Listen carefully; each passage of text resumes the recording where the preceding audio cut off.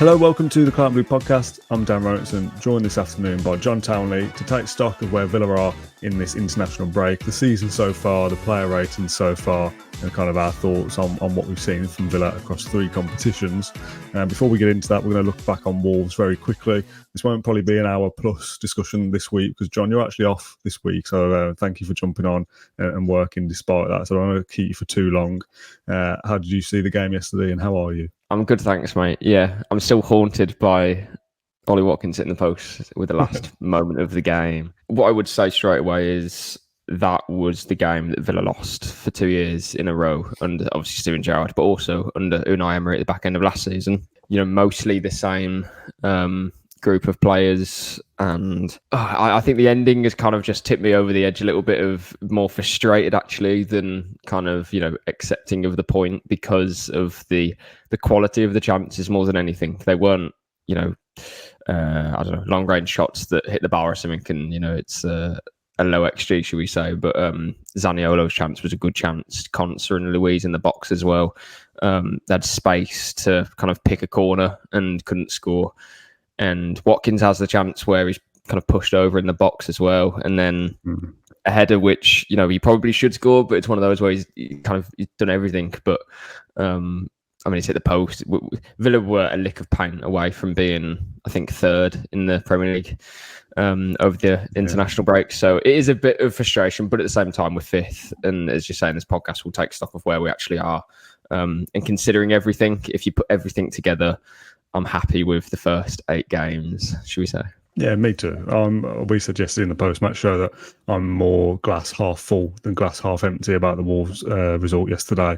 As you said, that's a game that we've lost in recent seasons. It's a difficult game for us. It's a difficult place to go. It's a bit of a bogey ground, isn't it? Their fans are always up for it for obvious reasons. We have come back from behind, although the lead only lasted about 90 seconds. But it's a good showing of Villa's mettle to not lose that game. And I think 10 points from the 12 available from Brighton, Chelsea, Palace and Wolves is a great return, isn't it? And we should all be very happy with that. Yeah, I did feel similar to like when Bailey missed that open goal, I think back in January. And it was almost like, well, what could have been though? Like the scenes, do you know what I mean? Like it's just not. It just wasn't to be though, was it? It just wasn't to be. I know, but like in the 1-1 game with Wolves earlier in the year, it was one of those where again the point was like, we could have won, but considering that we came from a goal behind, we didn't play at our best. And I think in both of those games of Wolves, I don't want to be too disrespectful to Wolves because their squad isn't as good as ours, so they're not going to, you know, try and play as well as what Villa would like to, but they kind of took us down to their level in the most respectful way possible, because that's what they had to do. Because as I say, they've had to sell a lot of good players and bring in money because of financial problems. But similar to that 1-1 draw in January, it was more like, at the end you could have had, you know, a real moment and a proper celebration there, like 90th, 95th. Yesterday was like 103rd minute potentially that we could have won the game. But yeah, it's just how it wasn't to be.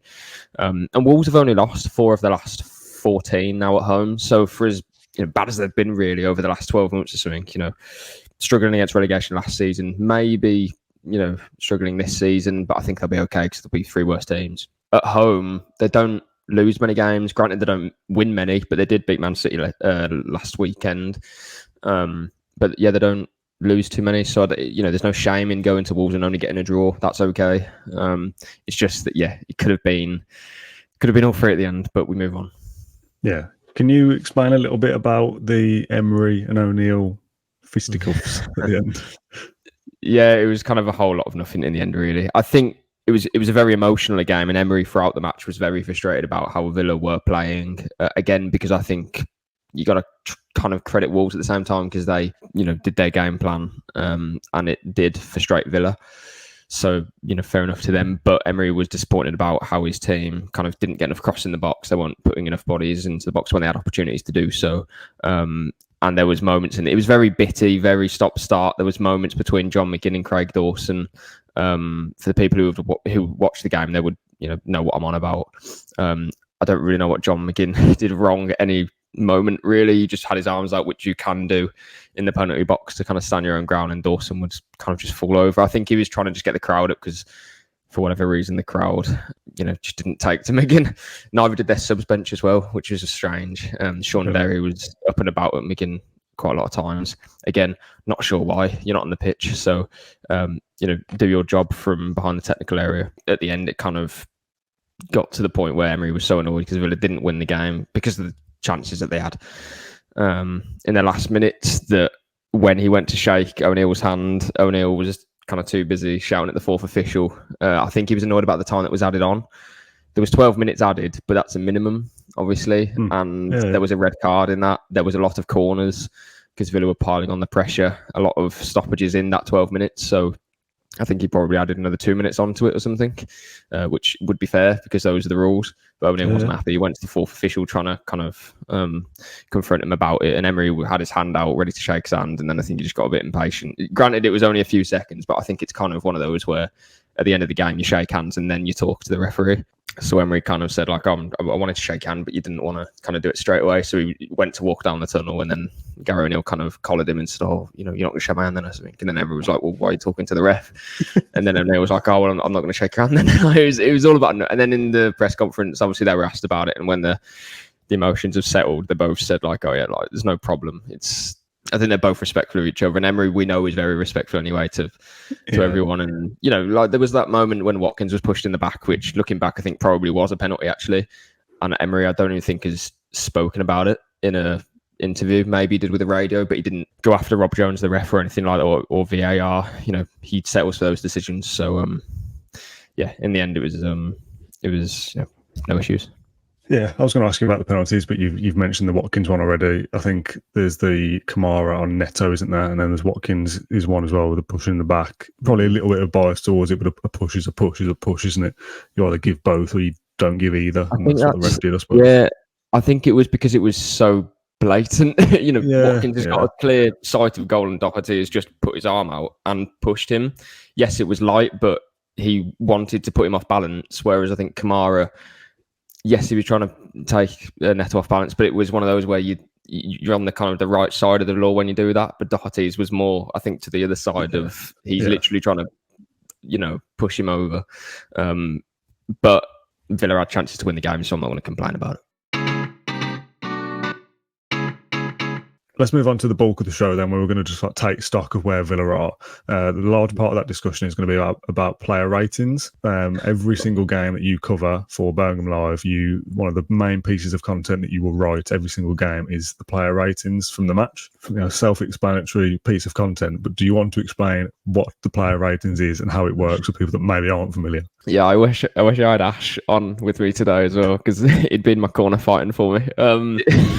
So basically a game. If you follow Birmingham Live's coverage during a match, I'll be doing the live blog, so keeping fans up to date with everything that's happening, kind of minute by minute, and writing a report and doing my match ratings as well. So it is quite difficult to get the ratings spot on, and I'm kind of open to, should we say, a few, I don't know, mistakes. Maybe I'd give Louise a 7 when he deserves a 9, for example, or the other way around. But yeah, so do the ratings after the game out of 10. It's kind of like a 6 is like an average performance, should we say? If you go below a 6, it means that you didn't have your best game. But if you had above a 6, then, you've done well, I suppose, especially for my ratings. But yeah, that's it. I hope people cut me some slack. I don't tend to read the comments on my ratings because it's difficult to do all the things at once. I'll tell you what as well. I'll give you the benefit of the doubt that it's like the post-match show that we do on the night. You're doing that there live at the game. If you did ratings the following day, you'd probably have a bit more clarity and think, well, actually, that player's an 8 rather than a 7. And it's minor details anyway, but it's interesting that you mentioned Ash as well, because he had the same problem of, like, you'll stick a number on a player and people go, oh, you haven't watched the same game with me. It's clearly wrong. And it's like, hang on a minute, let's just take stock a little bit. Do you feel that pressure? Do you feel that, like, I regret maybe picking a certain number there, or do you just do it and move on? Yeah, I mean, a little bit of pressure, but it's one of those where, as I say, there's key moments in matches where I might miss. I know I'm there doing the game, but if I've got my head down typing on something, I might have missed Douglas Luiz giving away possession cheaply, and then Wolves scoring, as was the case yesterday. To be fair, although I did give Luiz a high rating because he was the best player on the pitch in the first half, and he's just a class act. But those things, you need to spot and not be typing away. But yeah, pressure to do the play ratings, I'd say, there probably is a bit. For today's show, then, I've been through all your player ratings so far. I've read every single story and gone back through them and collected the numbers and worked out the average for each player. And we're going to discuss those. And this is your opportunity to maybe change some of those ratings and boost people slightly higher or put people down. For clarity, I'm not including Hibs, Warsaw, or Mostar due to heavily rotated sides, or the fact that some players maybe only played a half and that will skew their ratings. This is just the 8 Premier League games we're going to be talking about here in terms of averages. And even those numbers are slightly skewed by batterings at Newcastle and Liverpool and then battering Brighton. But that's the name of the game, isn't it? This is what averages are for. First of all, a list of players that have started in every Premier League game so far, and then players that have either started and had some sub-appearances factored in. And then there's 3 players that have only featured substitutes who have had a rating. And some of the players that come on in games get NA, don't they? Do you want to explain why that is as well? That they're just not worthy of even a number. Yeah, because I haven't got enough time to write about them. No, it's if they come on in like the 89th minute, I don't want to give them a 6 or a 5 or a 7, because then sometimes they were better rated than a player who's played 90 minutes, which doesn't make sense. Yeah. So there's 18 players that we're going to be talking about here today. We're not going to spend too much time on each one because obviously I said at the beginning I didn't want to keep you here all day. 2 of those players have only started 1 Premier League game, so I'm going to discount those straight away. That's Robin Olsen, who got a 6 in his game, in the game that I've forgotten which he played in. Was it Burnley? Yeah. And Tara Mings got a 5 in his showing at Newcastle before he got injured. Why have I put that? That's so hard. That's the thing after a game, because I've got to give him a rating. We've lost 5-1. That's not his fault at all, but I can't give him a 6 or a 7 because it wouldn't warrant that. I probably should have given him an A, to be fair. Let's start with goalkeepers then. Emi Martinez has started in 7 Premier League games. His average rating across your player ratings this season is 7.14. Okay. Is that accurate, do you think, or is that a little bit low? I think I'd probably my kind of, what should we call it? My reflective score, should we say? I'd probably give him an 8. So I think that's maybe slightly a bit low. I think he's been excellent. I was going to say he's arguably been our best player, arguably, so far this season. I know that's quite difficult because we've had quite a few good performances and stuff, and Martinez is involved in that, but he's not involved in everything because he's a goalkeeper. But I think he's made some top saves. His build-up's been really good. I think he's had a very good start to the season. I know we lost to Newcastle and Liverpool, but he kept the score down against Newcastle. The games he's made some top saves as well. So I'd probably give him an 8. I think that's probably I wouldn't say a bad start because I'm glad it's at least a 7. But yeah, we're on the -1, I suppose, at the moment. Yeah, that's a nice way of doing it, actually. Yeah. So I haven't got the ratings per game in front of me, but I've got each number they've had. Martinez hasn't had it below a 6 at any point this season, considering that he conceded the goals against Newcastle and Liverpool. That's decent.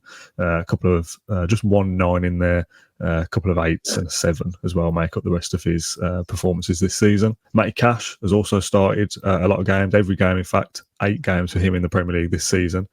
His average rating, 7 out of 10. Which I think is probably fair as well. I think that's about right. I mean, if we're going off points, I mean, you could maybe push it up slightly because I actually think he's been very good. I think the wing-back role that he's been playing, or that, it's not always wing-back, but that almost right midfielder role that he first played against Burnley, I think has been terrific. I think it really helps Villa attack. Just to have someone who, as we always call him, Dan, the box crasher. Someone who's just going to get to the byline, get into the box, obviously, make a difference without always being involved in build-up, for example. I think it's just good to sometimes where you can have your nice intricate passes and stuff, but then you've got John McGinn who's making that direct run, Matty Cash making that direct run. The defenders are so occupied with, where's Ollie Watkins, where's Mr. Diaby? And there's Matty Cash going down the right. It's something that we had in Alex Moreno in a different kind of way. Moreno was more involved in build-up, whereas Cash he's kind of like the end, towards the end of the build-up, should we say. He'd be playing like a little 1-2 and he's in the box and he's shooting, or he's crossing towards Watkins in the box, like we saw for the goal against Brighton, the opening goal. And then the other side of that would be the Burnley goal, the opening one when he a little 1-2, or was it the second goal? Sorry, a little 1-2, I think, with Diaby against Burnley, and then he puts it past Trafford. So, yeah, I think a really strong start to the season for Cash. And actually, I think 7 might be underplaying it. You probably push him towards an 8, in my opinion. Yeah, his score is possibly skewed a little bit by a 4 on the opening day at Newcastle. Yeah, which brings his average down a little bit. He's got a 9 this season, 3 8s. So yeah, had a couple of really good games. Certainly in the next player that we talk about, Ezri Konsa, I'll wait for his average ratings. I think this is much lower than his performances Oh, are worthy of. Again, skewed by a 4 on the opening day at Newcastle, but 3 sixes this season out of 8, and his average rating 6.75. Oh yeah, that's poor from me. I'll hold my hands up.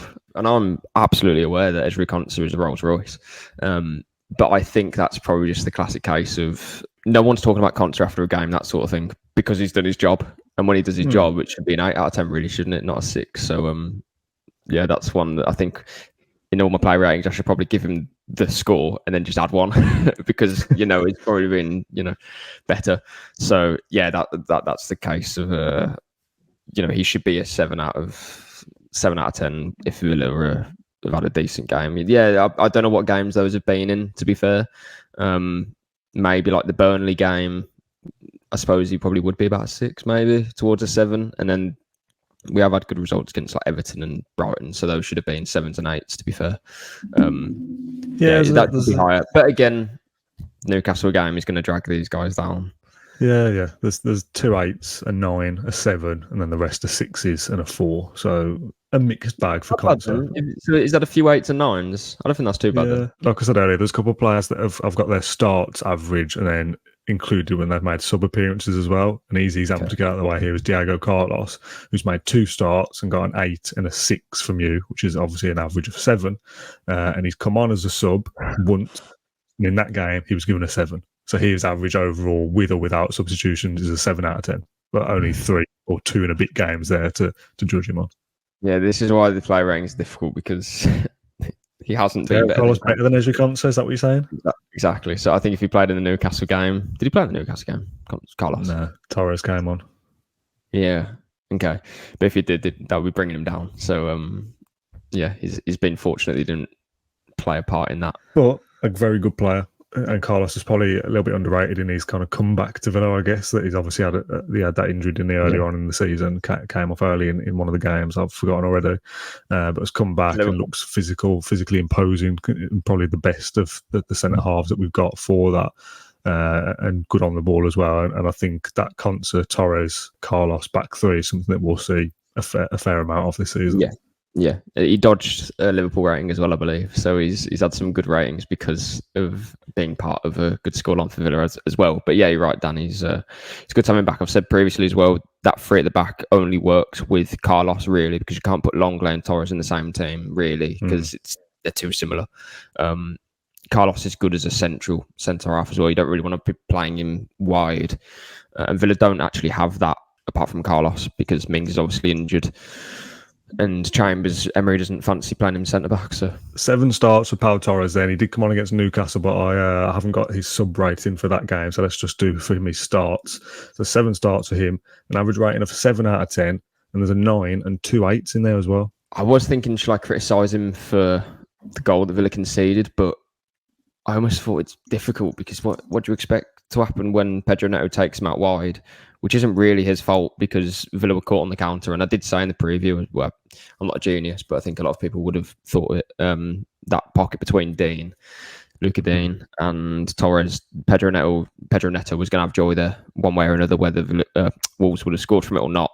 And they did, 1 goal. But yeah, Torres was kind of dragged out, but I don't really think that's his fault. What's he supposed to do if he's playing in that side of the pitch? That's going to happen. It's not really his fault that he's not quick, or quicker, than Neto. So yeah, I think he played well, and he got the goal that won Villa a point in the end. Could have goal free. So yeah, I think 7's about right for Torres. He did have a shaky start because of a couple of goals that Villa conceded. Kind of difficult to come in straight away into the Premier League, not knowing exactly what to expect. But I actually think since then he's done well. Yeah.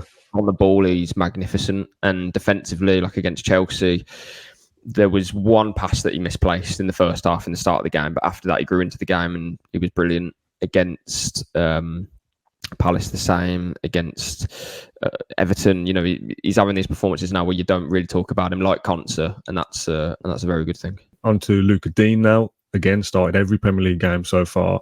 Slightly probably lower his average rating than I was expecting it to be, given that it feels like he's been quite involved in these games so far. Yeah. 6.75. Yeah, maybe a bit higher. Again, Liverpool and Newcastle happened. I think Luka Dean's been one of my best players this season. So in terms of an average rating, maybe that's a bit misleading. But the numbers he's put up, he puts himself amongst the most creative fullbacks in Europe. I don't have the stats to hand, but in terms of his progressive passes and his chance creation, balls into the box, I think he's got the third most crosses into the box in Europe, I believe. The first most or the most in the Premier League in the first 8 games. So he's been the outlet for Villa, and he's definitely stepped up kind of in Moreno's absence. Again, a different player, different profile, but still Villa are getting plenty of output from Luka Dean. Moreno coming back will be a big help, though, mainly to kind of take the burden off. Not the burden, the amount of minutes that Luka Dean's playing. Yeah, Villa need that rotation. Whoever's starting, presumably it would be Alex Moreno in a best Villa team. But then if Luka Dean comes off the bench with 30 minutes left, you're going to have fresh legs down that side and opportunities to score goals as well. So yeah, I think it's been a very good season for Luka Dean so far, and I've been impressed by him. Yeah, and there'll be instances where you see Konsa right back and Cash further forward. You'll see you'll see Dean at left back and Moreno further forward in certain games as well, I'm sure. I won't do this for every player because I'm doing it on a calculator on my phone and it's a pain in the arse. But if you take away the 4 out of 10 that Luka Dean got at Newcastle, his average rating would be 7.14, which is slightly more where I would have expected it to have been. Yeah. So that Newcastle result and the ratings given skewing this whole process, basically. Yeah. So forget Newcastle overhappened. Again, Boubacar Kamara is next up, started every game. His average rating is a 7 out of 10, but he got a 4 at Newcastle as well. So take that out, and he'd be one of our best performers this season. He is the only player in that squad, in my opinion, that can do the role that he can do. And he is very good at it. But yeah, he's just doing that role that he has to do. So when he does it, it's kind of like, oh yeah, it's a good thing that Kamara's there. He's a brilliant player, but Villa need him on the pitch, and it's no surprise that I don't know how unfit he was or how fit he was to play against Wolves. I think he looked fine though, but I'm sure Villa would have done everything to put him on the pitch. Diaby was a different one, I think, because he didn't quite look up to speed, in my opinion, against Wolves. But again, it's the international break. I think every Villa fan would have said, "Oh, play Diaby," even if he wasn't 100% fit. But I don't think he really got in the game much, and that's why he was brought up on the hour mark. Yeah, and 4 of those 8 games for Kamara, 2 have been 8s, 2 have been 9s. Chelsea and Brighton games were 9s back-to-back for Kamara, and he was very good in those. Again, if I'm waving my Newcastle card, 7.42 rating without that Newcastle defeat, which would be one of our highest rated players this season, based off your pesky ratings. Douglas Luiz also started 8 games. His average rating with the Newcastle game is 7.5. He got a 5 out of 10 on the opening day, but he's been very good in most games since then. Yeah, Luiz is different gravy. Every time I watch him in every game, I said at the back end of last season that you've just got to, when you watch him live, it's a whole different experience to watching him like on the TV or in highlights and stuff. When you watch him live, you just get an appreciation of how good he is. It's hard to explain sometimes. He's that good now, in my opinion. The way he takes the ball, the way he receives the ball, he knows everything that's going to happen in front of him a second before it happens, which is a long time in football. When you are in possession, if anyone's played the game at any level, you know that the pace of the Premier League is something that like 0.1% of professional footballers could really thrive in, should we say? And Luiz is one of them. He's fantastic, and he's coming on leaps and bounds under Emery. It's a bit scary, to be fair, how good he's getting and the kind of rate of progression as well. It was only a couple of seasons ago where people thought, oh, well, does he fit in this team? I mean, maybe that was because Steven Gerrard didn't see him as part of his plans in central midfield. But my goodness, like against Wolves yesterday, Wolves don't have the best midfield in the world, don't get me wrong, but those are players who were kind of, intense, they're tenacious, they're dogged, they get into tackles, things like that. But Luiz he takes the ball, moves it, little touch outside and progresses the ball. So it's just fantastic player. And what was my score done? 7.5? 7.5 as an average, 7.85 if you take away the Newcastle game. Yeah, so about an 8 out of 10. I think that's about right. John McGinn's next, also started every single game in the Premier League. 2 9s for him, a 7, an 8 and a 7, a couple of 6s and a 5 against Newcastle. Gives him an average of 7.12. slightly maybe lower than I would expect him to be. I thought he'd be more around the 7.5, but that Newcastle thing is kind of, as I said, making this whole format slightly skewed a little bit, but again, has been very good this season. A player that was also maybe had doubts about him from a section of the fan base, again, from the Steven Gerrard era, of not being the player we maybe hoped he was going to be, and maybe had found his level a little bit, but doing a completely different role under Emery, and has progressed massively, and he's one of the first names on the team sheet now, and a worthy captain as well. Yeah, precisely. I always say that if Villa are going to play well, John McGinn will have probably an 8 out of 10. And I think my scores reflect that. I'm glad that you're reading out all of the scores, a few 8s, a couple of 9s, things like that, because that kind of ticks the boxes for most of the games. And then Newcastle and Liverpool are on the side. So yeah, I think overall, I think those are fair scores, really. I think for a couple of games this season, he did look kind of off the pace, but that's not his fault. I think that's just down to a bit of tiredness at the start of the season, which he's going to get. He's played lots of games already in the first few months of the season for his country as well. I wouldn't say it's a worry, but I'm a bit worried, actually, that the amount of games could catch up with him towards the end of the season, because he's going to be playing a lot for Scotland, a lot for Villa in Europe. Yeah, and we need him to be hustling and bustling. We need him to be energetic, and hopefully he will be, and he can, kind of relax in midweek a little bit when Villa aren't playing, not train as intense, and then kind of save himself for those games. Leon Bailey's up next, and he's a little bit of an awkward one to talk about. So he's started 2 games, and then he's came off the bench in 3, where he played for long enough to get a rating. So I'll give you 2 averages here. In the games he started, Newcastle and Everton, he got a 4 and then a 9, which gives him an average of 6.5, which I think is probably about right for Leon Bailey. If you include his substitute appearances, 6, 7 and 5, that brings his total average down of all appearances down to 6.2.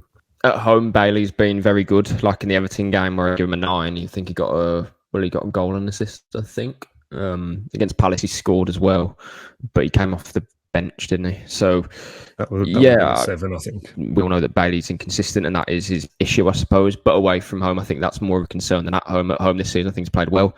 And I think he did well with Diaby. I think that's key. He needs players to link off. I think if you're asking him to play off the right and beat 2 players before putting in a cross or shooting on goal, I think that's the player that we thought we might have signed, but it turns out that isn't the player Bailey is, at least in the Premier League, in my opinion. I think it's a player that excels when he has options around him, when he can use Diaby a little 1-2 here and there to get in the pocket and then cause problems. So I think that's kind of brought the best out of him in a way, not having that, responsibility to be a game changer when I don't think he is that player. Diaby, I think, is that player, but you'd rather have Diaby kind of supporting that support act for Watkins, and then Bailey off the right, linking. If you swap them over, then you're not going to get the same output. So we thought we were probably signing very similar players, but football doesn't work like that. Not every winger cuts in on their left foot and curls a ball like Iron Robin. It's very intricate, and every player's different, and we've kind of found that out with these 2 players, Diaby and Bailey. But if they're working in tandem and working together, then I think it's been at the benefit of Villa. Before we get to the other 2 starters in Watkins and Diaby, let's get Nicolo Zaniolo out of the way. Again, slightly awkward one. He's had 3 starts and 3 sub-appearances. The starts are 6, 8 and 8, giving him an average of 7.3. And then the substitute appearances are 6, 7 and 6, which brings his total average down of all appearances to 6.83. I was slightly critical of him on a previous podcast, and I was called out on that, saying I was too harsh on him. I'm just kind of waiting for him to explode a little bit, because I think there's something in there that if he does score a goal or something, say if he scored the winner against Wolves at the weekend, we're in an international break now, but I would back him to kind of ride off that confidence and score 7, 8, 9 goals over the course of a season in the league. But because we're yet to see him do that, I feel there's times where he's maybe trying a little bit too hard to make something happen, where if he's in form and relaxed, I think you would see a better footballer for it. I really like him. I like his profile, and I like that he's given us something that is more than just kind of showboating or something. I'm seeing, although we haven't seen the end product exactly, I'm seeing signs that it's going to come.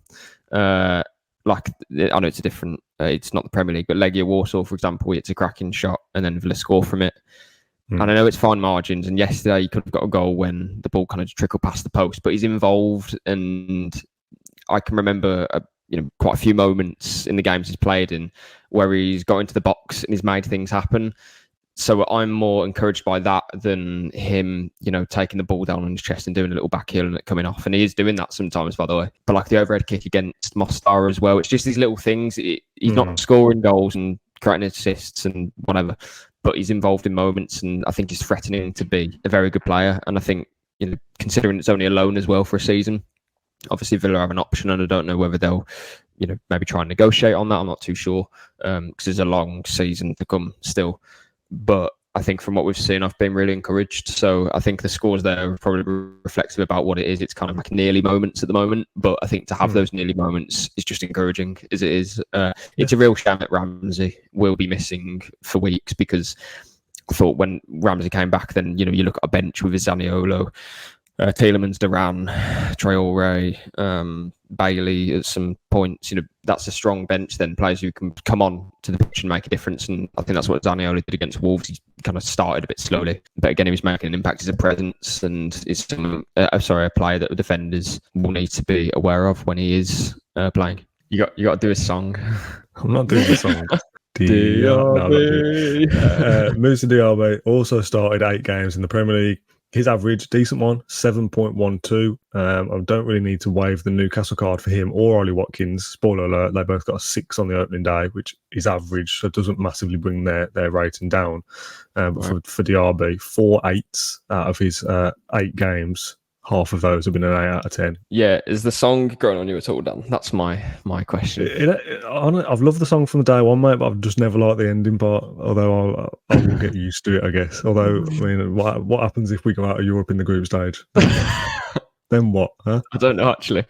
I like it, though. I just like how it has layers, doesn't it? The DRB thing. I think he has a real punch, so that's why I like it. Yeah, I think Diaby is hit the ground running. As you say, the Wolves, he's clearly carrying a bit of a knock or an injury. I don't know to what extent that, really kind of impacted his performance. But I think in every game, apart from the Everton game where we won 4-0, so he's clearly contributed in some way. I think he's contributed to basically a goal in every game, apart from Wolves, obviously, and the Everton game.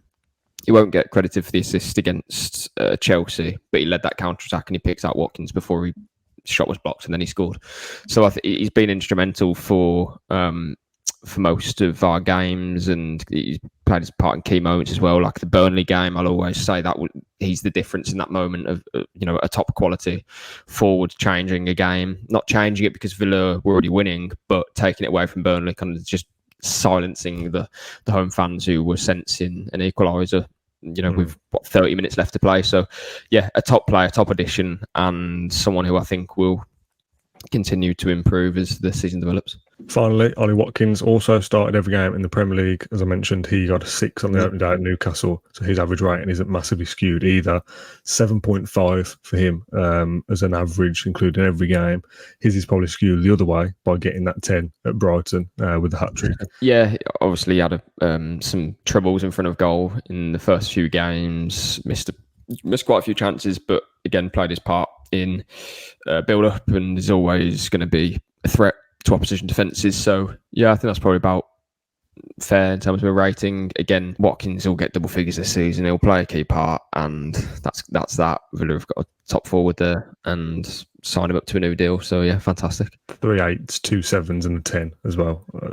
5 numbers there out of 8. Very good. We'll end then this section of the show with the substitutes that I mentioned.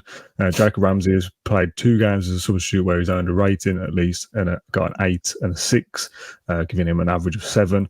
John Duran's had 3 substitute appearances where he's earned a rating, got an 8, a 6, and an 8, giving him an average rating of 7.3. Let's remember that this isn't counting the European games either. And Yuri Tielemans has had 4 substitute appearances where he's earned a rating and had a 6 every single time. So an average of 6 for him, to say they're bleeding obvious. But yeah, a bit of a mixed bag for the subs. Like we said at the start, not all of them earn a rating because they don't feature for long enough. And then something like Ramsey coming on in the Brighton win and scoring gets him something as high as an 8. So slightly skewed. He played for most of that half as well in the second half. Yeah, exactly. It would have been interesting to do this as a wider discussion with the European games as well for the likes of Tielemans or John Duran and players like that, but that was too much We're only 2 research games in, aren't we? between last night and this morning for this show. So I thought I'd keep it Premier League only. I've said before that I'm a bit worried about Villa's, not necessarily the depth, because I don't think we can call on players from the bench. Like, I think Duran can make an impact. Zaniolo, if he's not playing, Bale, if he's not playing, I think those players can make an impact in games. But I think it's when we are making those changes for the European games, then I am a bit, from what I've seen so far, I'm not sure if we can handle playing in Europe and in the Premier League. And that's only based off 2 games, but I think both of them have been quite worrying because Mostar, I know you have to respect each opponent, but you have to be beating them quite comfortably and not in the 94th minute through a John McGinn header. And to be fair, in the second half, we did, pepper their goal, but in the first half, we were quite passive, actually, which I was, surprised about. And against Legia, we were just sucked up by their fans and we didn't react very well at all. Let's see what happens at Alkmaar, but I think that will be another very tough game, a tough game which I didn't expect us to I didn't expect myself to be this kind of nervous about it, in terms of we need to get a result, really. I'm not too particularly confident because if he makes 5 or 6 changes and those players come in again, they haven't proven to me yet that they're capable of stepping into, a Douglas Luiz shoes but the players in the defence and stuff. I don't know, just a lot of changes have kind of impacted us in those games. You look at Everton as well. That was the same for me. That was a bad result and a bad performance. You need to be beating Everton at home, whoever's playing. To end the show, I'm going to ask you to dish out 4 more ratings out of 10 for me for the manager and the competitions that Villa have featured in so far. We'll save the Premier League till the end because that's what we've been talking about. But you mentioned Everton there. Rate Villa's Carabao Cup campaign this season. 0. we think we didn't get past the first hurdle. It has to be a 0. Do you give it a 1 because we scored a goal? I don't know. A meaningless goal in all things considered. So 0 out of 10 for Villa's journey in the Carabao Cup. Villa in Europe, obviously the 2 Hibs games they're part of it, but they're not Europe proper. So it feels weird to include them. So defeat in Warsaw and a last-minute win, thanks to John McGinn against Mostar. Villa in Europe so far? 5. I'd have said 6 if 6 is average. I'd probably said average for that. The defeat in Warsaw was bad. That's why I don't think it's average. I think it's below average. And to me, this might sound disrespectful, but Mostar at home that has to be a win.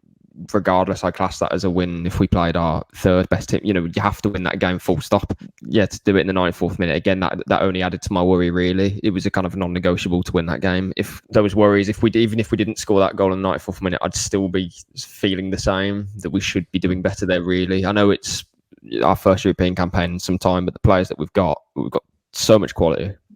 And a lot of them have experience of European football as well. So yeah, I'd say 5. I was going to say maybe lower, but I thought I'd be a bit harsh because the group is all level at the moment. So I'd say 5 because it's slightly below average after 2 games, in my opinion. Villa in the Premier League so far. So just a bit of additional context, not that anyone needs it, because I'm sure we've all seen the league table.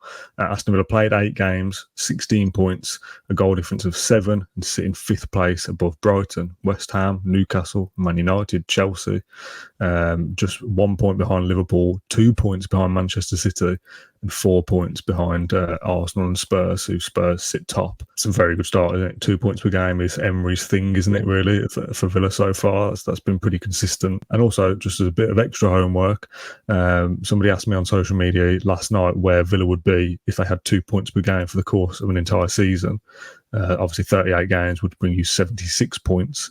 And thanks to Brookie Boo on Twitter, who did the research for me, the last 10 seasons in the Premier League, and again, I'll do average position because we've been doing averages today. Over those course of those 10 seasons, if you got 76 points, your average position would be 3.25. The crux of the matter is if Villa get 76 points, the likelihood is they'll be in the Champions League places. Yeah, the only thing I'd say about that is you can't replicate a proper season, though. Like when it gets to April and May, Villa will have to, if they're late and deep in Europe, when there's a bit more pressure to actually, get over the line. And last season we did it fantastic.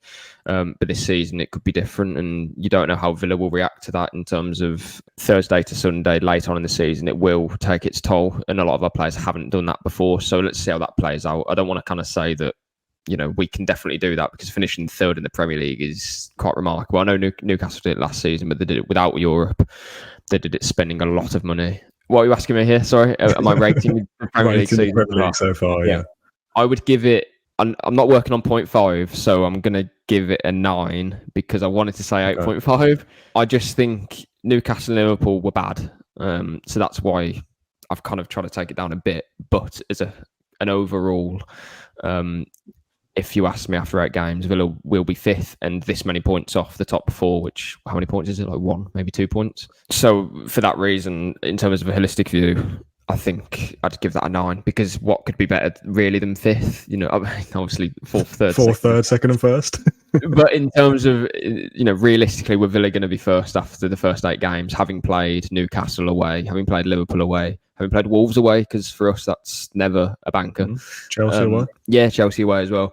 Considering those games to be 5th, and as I say, that close to Man City, that close to Arsenal, I think that's very good. If you said that we were going to be joint points with them, which we could have been if we, beat Wolves, then that would be, pushing towards a 10 really. So yeah, I think it's been a fantastic start to the Premier League season. Europe, we'll wait and see in the Carabao Cup. I'm still frustrated with.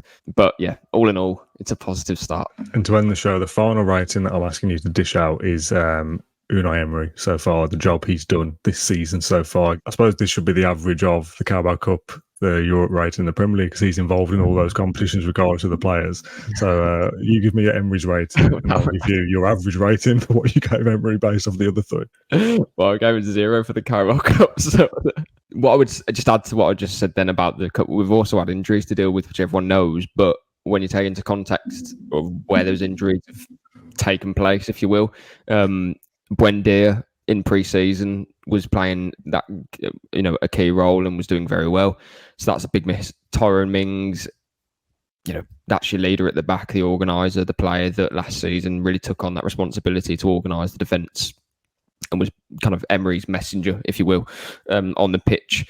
That's a huge miss. Alex Moreno and Jacob Ramsey, that is your left side, completely gone. And Pau Torres is a new addition, also playing on the left side. So the left side is completely, as I say, new in the first 8 games of the season, and a lot of managers wouldn't know really how to react to that. I think that's the kind of point I'm trying to make. So I think that maybe goes under the radar, not the injuries, but how Villa have reacted and how they're playing in a similar way, but with a few differences. But Emery's spotted exactly how to get the best now out of Luka Dean. Torres is fitting in well now. Conte is taking the responsibility that Mings had. So for all those reasons and the results that we've had as well, I'd give Emery, I think, an 8, considering all competitions. Well, for those that only listen, I'm smirking because the average rating that you would have given Emery based off the competitions he's managed in. But that doesn't make sense. No, John, a 0 in the Carabao Cup, a 5 but I'm not blaming Emery. John, hold on a second, let me finish. And a 9 in the Premier League is 14 divided by 3, an average rating of 4.6. So the headline here is John Townley doesn't believe in Unai Emery and wants him sacked, is what I think I'm getting between the lines. Yeah, you're a wind-up. Emery isn't the one on the pitch, and to be fair, in some of those games I wish he was on the pitch. So let's call it a day there. John, thank you for joining me as always. It's been an absolute pleasure. There is a supporter happiness poll in the YouTube comments and the podcast description. We're asking you to give your feedback on the season so far, so you can get involved on that. I think it's 8 questions. It'll take you 2 minutes to fill in a sliding scale of 1 to 10. How happy are you with this? How happy are you with that? Basically with the conversation we've just had throughout this podcast. As I said, that'll be in the description down below. If you rate Unai Emery better than a 4.6, unlike John Townley, do let us know in the comments below. Thanks everyone for watching this one. We'll be back on Thursday with our edition of Would I Lie to You? Some funny Aston Villa stories from Neil, Ty and Matt. That'll be on Thursday morning. That'll be available. And we'll be back this time next week with another Monday show to discuss something Villa related in the international break. Thanks everyone for tuning in. We'll see you then.